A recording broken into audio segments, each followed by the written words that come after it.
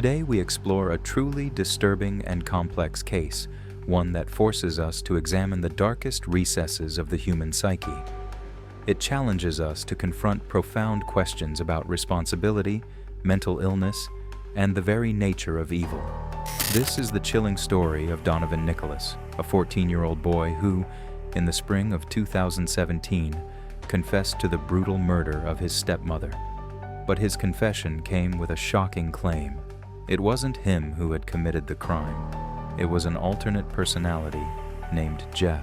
On April 6, 2017, a chilling 911 call shattered the quiet evening in Champaign County, Ohio, sending ripples of horror through the small community. The voice on the line was eerily calm, yet there was an unmistakable undercurrent of panic. It belonged to 14-year-old Donovan Nicholas, who admitted to stabbing and killing his stepmother, 40-year-old Heidi Fay Taylor. I just killed my mother. It wasn't me who killed her. It was Jeff. When law enforcement officers arrived at the scene, they were met with a sight of unimaginable carnage. Heidi lay dead in the master bedroom, the victim of a savage and brutal attack. Blood splattered the walls, the floors, and even the ceiling, a grim testament to the sheer ferocity of the crime. Amidst the horror, Donovan remained composed, even cooperative, as he told officers he had killed Heidi. But then, he added a chilling caveat. It wasn't him, it was Jeff. The shocking revelation sent waves of disbelief through the community, but no one was more devastated than Donovan's father, Shane Nicholas.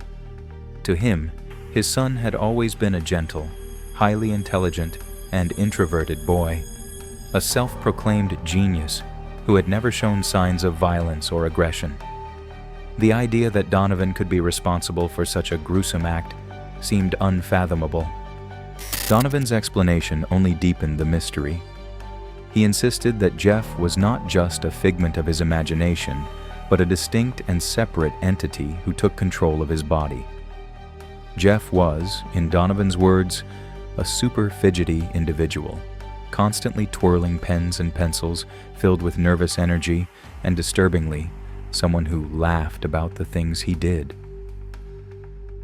As investigators worked tirelessly to piece together what had truly transpired that night, they uncovered a series of disturbing clues that painted a far more complex and sinister picture.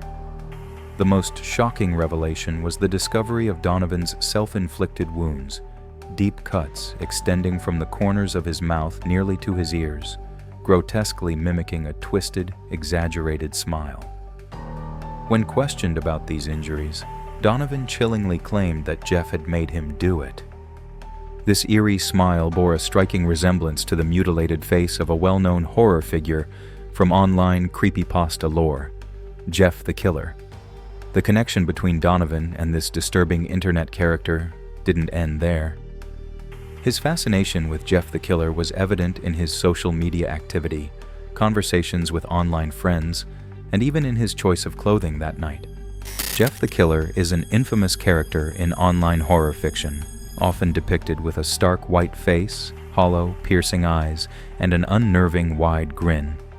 He typically wears a white hoodie and black jeans, the exact outfit Donovan was wearing at the time of the murder. Even more disturbingly, investigators discovered sinister drawings of Jeff the Killer on the Facebook page of a girl Donovan had been communicating with online, a girl named Madison. These discoveries raised serious questions about Donovan's claims. Was Jeff truly a separate identity born from Dissociative Identity Disorder, DID, or was he a carefully constructed persona, a convenient scapegoat crafted to avoid responsibility? Was Donovan a deeply troubled teen struggling with mental illness, or was he fully aware of his actions, using the legend of Jeff the Killer as a twisted justification?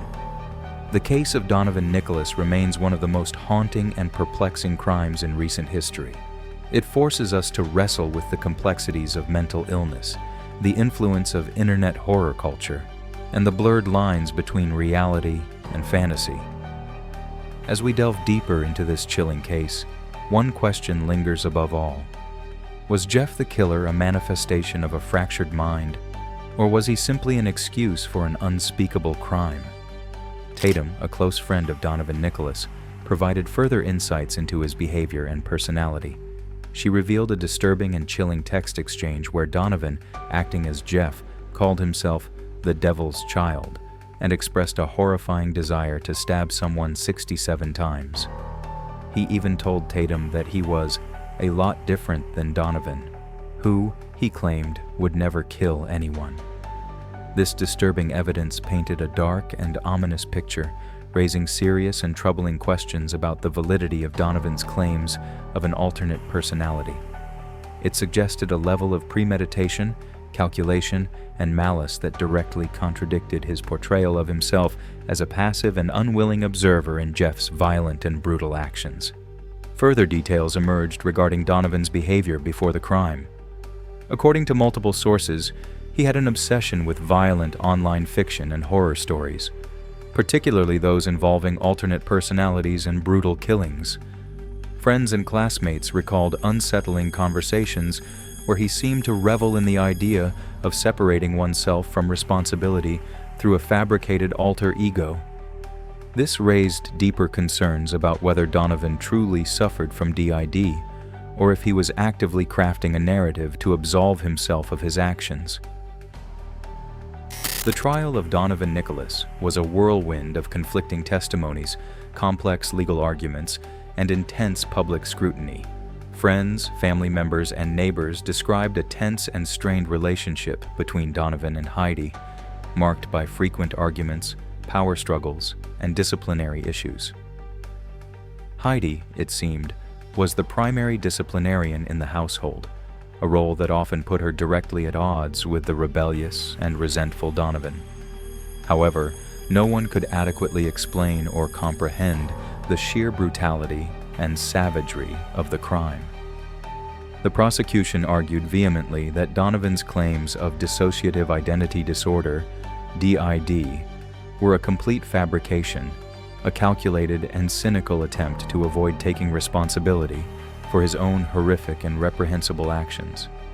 They pointed to overwhelming evidence of premeditation, the disturbing self-inflicted wounds, and his unsettling fascination with Jeff the Killer as irrefutable proof of his guilt.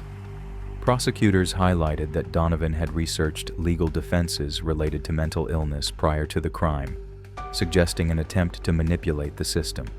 Additionally, they presented forensic evidence indicating that his injuries were superficial and strategically placed, further implying they were self-inflicted to bolster his claims. The defense, on the other hand, argued just as passionately that Donovan was genuinely and demonstrably suffering from DID, that Jeff was a real and distinct personality who had taken complete control of Donovan's body and mind and committed the murder. They presented expert testimony on the complexities of DID and argued that Donovan should not be held legally accountable for the actions of his alternate personality. They cited psychological evaluations that diagnosed Donovan with severe dissociative symptoms and post-traumatic stress, which they claimed resulted from unresolved trauma and emotional neglect. They also emphasized that Donovan's age at the time of the crime made it difficult to fully assess his mental stability and culpability. Adding to the complexity of the case were Donovan's own journal entries and a disturbing letter he wrote to his English teacher shortly before the murder. In these writings, he expressed a chilling fascination with violence, serial killers, and the darker aspects of human nature, hinting at a deep-seated and troubling darkness within his own psyche. He wrote about a book he had read about a serial killer and chillingly stated that killings are a part of human nature and can't be stopped. At just 14 years old, Donovan Asher Nicholas was arrested and charged with murder and aggravated murder, along with a mandatory prison sentence for possessing a firearm during the crime. He was taken to the Central Ohio Youth Center, and in July 2018, he was found guilty on all counts. The court sentenced him to life in prison, with the possibility of parole after 25 years. However, 5 years later, on June 15, 2023, the Ohio Supreme Court overturned his sentence.